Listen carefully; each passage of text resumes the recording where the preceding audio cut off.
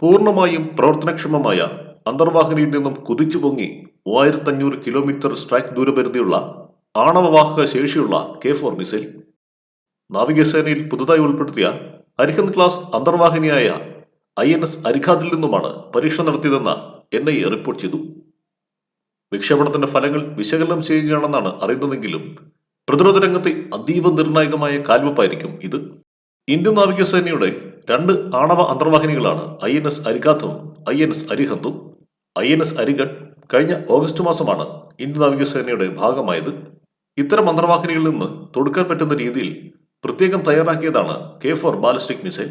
Defence research and development organisation K4 മിസൈലിനെ സമ്പൂർണ്ണ സജ്ജമാക്കാൻ നിരവധി പരീക്ഷണങ്ങൾ നടത്തിയിരുന്നു.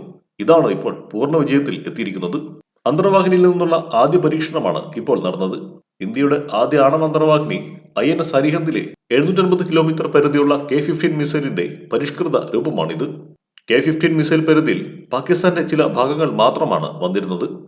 2018 ഇന്ത്യ സ്വന്തമായി നിർമ്മിച്ച ആദ്യ ആണവ അന്തർവാഹിനിയായ INS അരിഹന്ത് സൈന്യത്തിന്റെ ഭാഗമാവുന്നത്. 2024 ഓഗസ്റ്റിൽ ദീർഘദൂര മിസൈൽ വാഹക ശേഷിയുള്ള INS അരിഘാതും സേനയുടെ ഭാഗമായി. അടുത്ത വർഷത്തോടെ മൂന്നാമത്തെ അന്തർവാഹിനിയെയും കമ്മീഷൻ ചെയ്യാനാവുമെന്നാണ് സൈന്യം കരുതുന്നത്. അതീവ രഹസ്യമായിട്ടായിരുന്നു INS അരിഘാത്തിന്റെ നിർമ്മാണം നടന്നത്. ഈ ആണവ മിസൈൽ അന്തർവാഹിനിയുടെ വിവരങ്ങളൊന്നും പ്രതിരോധ മന്ത്രാലയം അധികം പുറത്തുവിട്ടിരുന്നില്ല. 6000 ടൺ ഭാരമുള്ള INS Arighaat Indo Pacific സമുദ്രമേഖലകളിലെ 750 kilometre ദൂരപരിധിയിൽ നിരീക്ഷണത്തിനായി ഉപയോഗിക്കാൻ സാധിക്കും.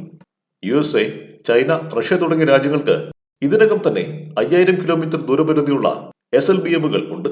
നമ്മുടെ രാജ്യത്തിന്റെ ആണവ അന്തർവാഹിനികളിലും ആയുധമാക്കുന്നതിനായി defence research and development organisation വികസിപ്പിച്ചെടുത്തതാണ് K4 എന്ന അതിമാരകമായ ആണവ മിസൈൽ.